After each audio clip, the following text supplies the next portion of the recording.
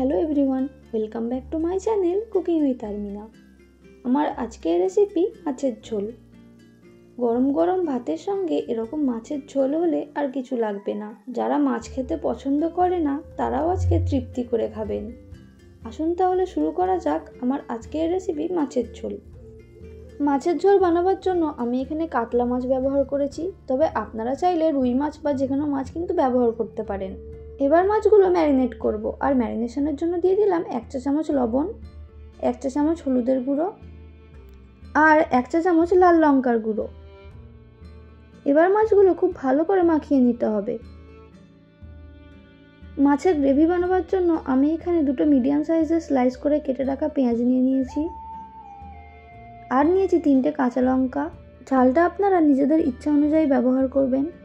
একটা মিডিয়াম সাইজের টমেটো কুচি আর কিছুটা পরিমাণে ধনেপাতা। এবার টমেটো, কাঁচা লঙ্কা, ধনেপাতাটা পেস্ট করে নেব।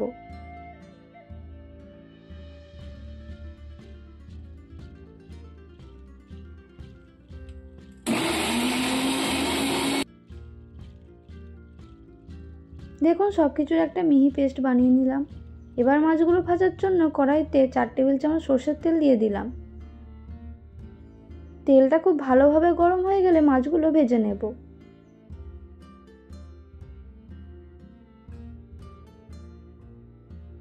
মাছগুলো কড়া করে ভাজবো। এক দিকটা ভাজা হয়ে গেলে উল্টে অপর দিকটাও এইভাবে ভেজে নেব।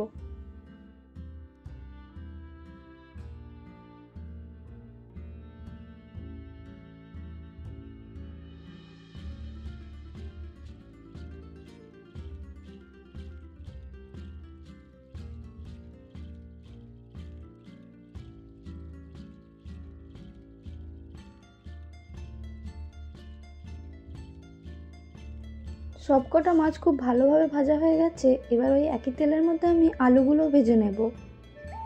দেখুন এখানে আমি মাছ রান্নার জন্য এরকম সাইজ করে আলু কেটে নিয়েছি।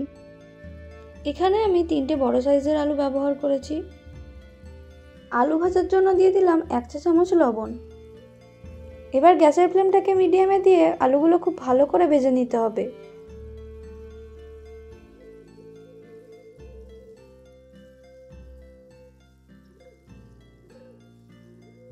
আলুগুলো আমি 80% মতো কুক করে নেব, আর বাকি 20% ঝোলে কুক হয়ে যাবে।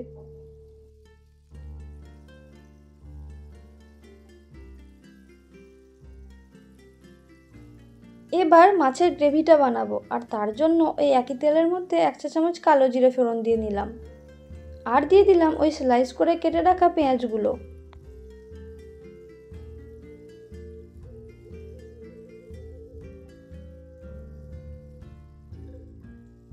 এবার গ্যাসের ফ্লেমটাকে হাইতে করে দিয়ে 2 থেকে 3 মিনিটের জন্য পেঁয়াজটা ভেজে নিতে হবে। পেঁয়াজটা হালকা ব্রাউন করে ভেজে নিয়েছি। এবার আমি এর মধ্যে 2 চা চামচ আদা রসুন বাটা দিয়ে দিলাম।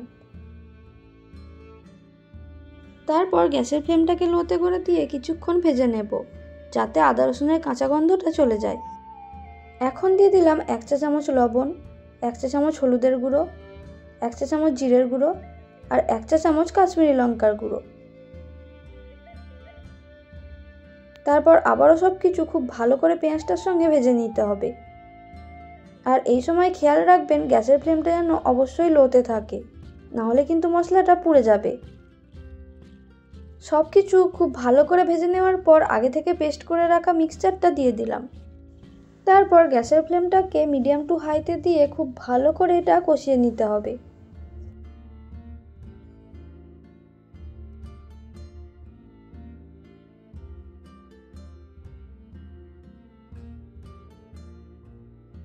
পাঁচ থেকে 6 মিনিট কষিয়ে নেওয়ার পর দেখবেন তেলটা ছেড়ে দেবে।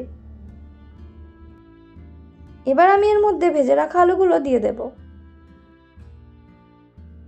আলুটা দেওয়ার পর সঙ্গে সঙ্গে কিন্তু জল দিয়ে দেবেন না। 1 থেকে 2 মিনিট লো ফ্লেমে গ্রেভিটার সঙ্গে কষিয়ে নেবেন। আলুটা কষিয়ে নেওয়ার পর ছাড়িয়ে রাখা মটরশুঁটিগুলো দিয়ে দিলাম। তারপর আবারও সব কিছু 1 থেকে 2 মিনিটের জন্য কষিয়ে নেব।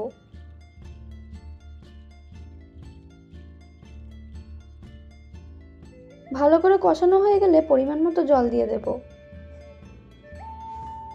এখন গ্যাসের ফ্লেমটাকে একদম লো টু মিডিয়ামে দিয়ে কিছুক্ষণ ফুটিয়ে নেব, যাতে আলুর ওই বাকি 20%ও খুব ভালোভাবে সেদ্ধ হয়ে যায়।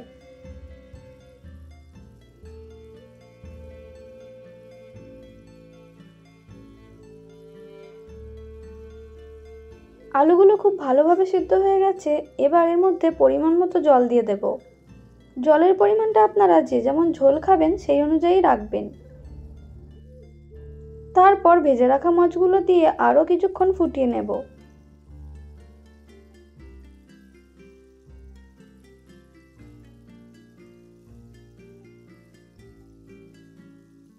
তরকারিটা খুব ভালোভাবে ফুটে গেছে।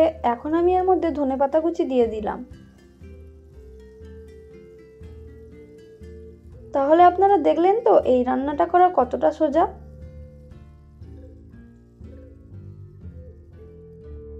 আপনাদের বাড়িতে একবার হলেও এই রান্নাটা বানানোর অনুরোধ রইল। আজ তাহলে আসি, দেখা হচ্ছে আবার পরের কোনো ভিডিওতে। সবাই ভালো থাকবেন, সুস্থ থাকবেন।